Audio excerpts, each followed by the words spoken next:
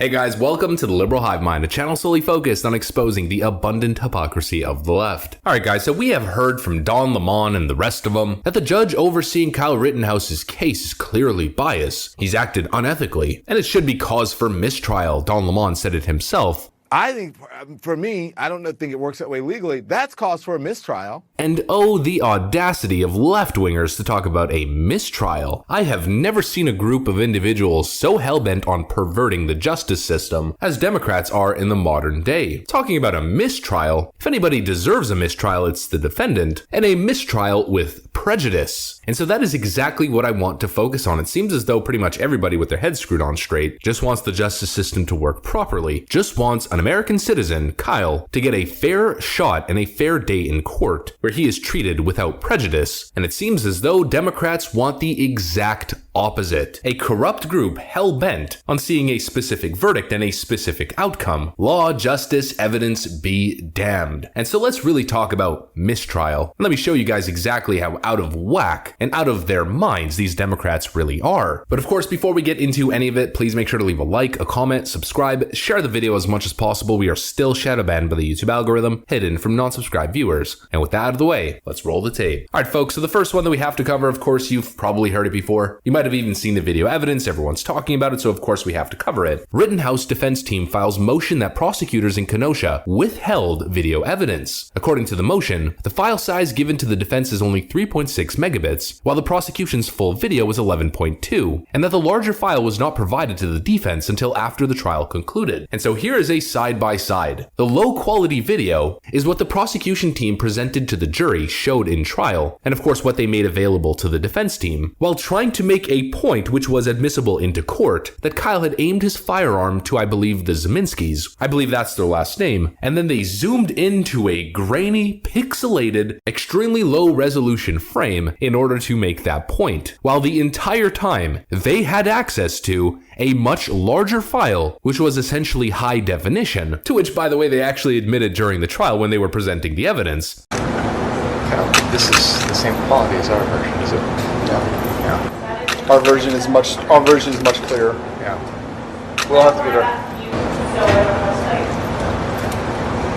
And so the argument here is that the prosecution team, in fact, wanted to use the grainy footage in order to make their point because it could be potentially perceived as if the argument that they were making was in fact correct, where the HD footage would have, of course, debunked them. So, of course, it's bad enough that they already withheld the proper video from the defense team. What makes it even worse is zooming into a grainy frame on a low-resolution clip, using a completely unclear image in order to make a point within a case, knowing full well, as they admitted in court, that they had a much higher resolution, high definition frame that they could have shown. Friends, if that does not lead to a mistrial with prejudice, of course, meaning the charges will essentially be dismissed and cannot be brought back onto the defendant. But if that is not enough for a mistrial with prejudice here, then I don't know what is. And let's continue to talk about this completely tainted trial, an absolute disaster like we always see whenever Democrats get involved. Rittenhouse Judge Bruce Schroeder receives hundreds of menacing emails during trial, wishing the ending of his children and more. So far, what have we seen? We saw George Floyd's, I believe his nephew, having a connection to people who were essentially stalking the jury and doxing the jury, taking pictures of them. Then the judge in the case essentially admitted that that was correct. We're now seeing intimidation tactics headed towards the judge. We've seen intimidation tactics targeting the jury and the judge, threats of violence if Kyle is not found guilty, and lefties want to talk about a mistrial because the judge had a patriotic ringtone. These people have lost their minds, folks, and where do you think it comes from? It's the same point we always make. The leftist mob is almost always mobilized by the leftist media. Outrage culture which is pushed from the top. When Don Lemon and Chris Cuomo and MSNBC, Joy Reid, Tiffany Cross, and the rest of them are pushing inflammatory rhetoric about the judge and the case and claiming that Kyle Rittenhouse is a white supremacist, a mass shooting vigilante, well then what do you think the liberal mob is gonna do? They talk a whole lot about incitement to violence when they are constantly inciting the left-wing mob. We also have uncorroborated reports from Jack Posobiec horrific, claiming that 2 jurors are holding the decision up, outright citing backlash per U.S. Marshal in Kenosha, as he follows up here, worried about media leaking their names and what will happen to their families, jobs, etc., including doxing threats from anarchist groups. Well, would you look at that, juries who are too scared to get to a final decision or a final verdict because they are worried about not only anarchist groups, but the media leaking their names. And Don Lemon wants to talk about a mistrial because the judge mentioned Asian food. Lefties want to talk about a mistrial, but of course, once again, a mistrial with prejudice for Kyle himself, as Antifa and Black Lives Matter loons have been posted directly outside the jury room where the jury is deliberating in an attempt to sway and intimidate the jury to make a decision that fits the left-wing narrative. I mean, just think about it. Let's really put things into context here, friends. You have what I perceive as an innocent child, 17 years old, who was mobbed and attacked by an angry group of violent criminals. He defended himself, clearly on the defensive the entire time. Lefties lie about who was chasing who, lie about who had weapons, presume or assume that Kyle Rittenhouse went there with specific motive or murderous intent, is a white supremacist part of a militia group. He is then put on trial when pretty much every single left-wing talking point, all of the propaganda, the lies, the smears, the mistruths, etc., are debunked systematically, one after another, in front of millions to see. And what do lefties do? They double down and triple down like they always do. They call for the judge to be replaced. Left-wing media talking heads push inflammatory rhetoric on a nightly basis, and left-wing goons on the street try to dox, intimidate, and launch death threats against the judge and the jury to get a specific outcome. And then, of course, the added threats of the liberal mob in general, threatening riots and burning down the city if they don't get the verdict that they want. Marvel writer urges people to burn down the city of Kenosha over Rittenhouse trial verdict, with a tweet saying right over here, Dylan Park says, with a verdict near, Governor Tony Evers said that 500 National Guard members would be prepared for duty in Kenosha if local law enforcement requested them, quoting a report from November 15th, to which he responds, burn that MFer to the ground. And they want to talk about a mistrial, they don't want to talk about a fair trial when they have done everything to taint it. Absolute hypocrites. They're constantly talking about how the justice system is broken and doesn't work, how people are treated unfairly based on their skin color, etc. But like the vindictive hypocrites that they are, they then push for total injustice to be done in this case, targeting a 17, now 18-year-old, charged with crimes he did not even commit, with the entire media apparatus hellbent on destroying him. Alan Dershowitz said it best himself, mirroring what we've been saying, that Kyle Rittenhouse should be acquitted and sue the media over deliberate and willful lies. And the bigger deal is that all the civil libertarians, all the liberals, all the ACLU types, the New Yorker, the New York Times,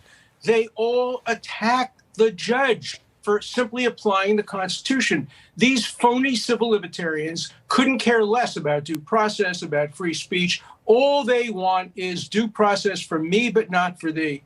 They're taking sides, they're cheering, they're rooting. The New Yorker, that trashy magazine, it used to be a great magazine, but under the new leadership, it's become a trashy partisan magazine, already dubbed this guy without any evidence the American vigilante. If the judge had made, with the same attitude, rulings in favor of the prosecution, the civil libertarians, the liberals, the left, the New York Times would be praising him to the sky. It's so biased. We don't have justice out there. Right. We have partisan injustice. I mean, folks, it really doesn't take 7 PhDs to get to the bottom of this one. I mean, for Pete's sakes, if Dan Bongino and his Fox News nemesis and rival, Geraldo Rivera, can actually agree that Rittenhouse was always a case of self-defense, then it should be obvious to the world, and it certainly should be obvious to the jury. Frankly, even a hung jury, for me, is proof of either politics or straight-up jury manipulation and intimidation from the left-wing loons and the left-wing mob. I have never seen such a despicable group disregard basic justice and just frankly doing the right thing for vindictive political motives. It's just frankly disgusting. And I certainly hope that if this ever happened to left-wingers, that if the situation was flipped on its head, that the right-wing base and right-wing talking heads would never act this way, because it's just absolutely disgusting. That's what I got for you guys though. If you enjoyed this video, please make sure to leave a like, a comment, subscribe, share it as much as possible. I gotta get back to work. Thanks for watching, and I'll see you on the next one.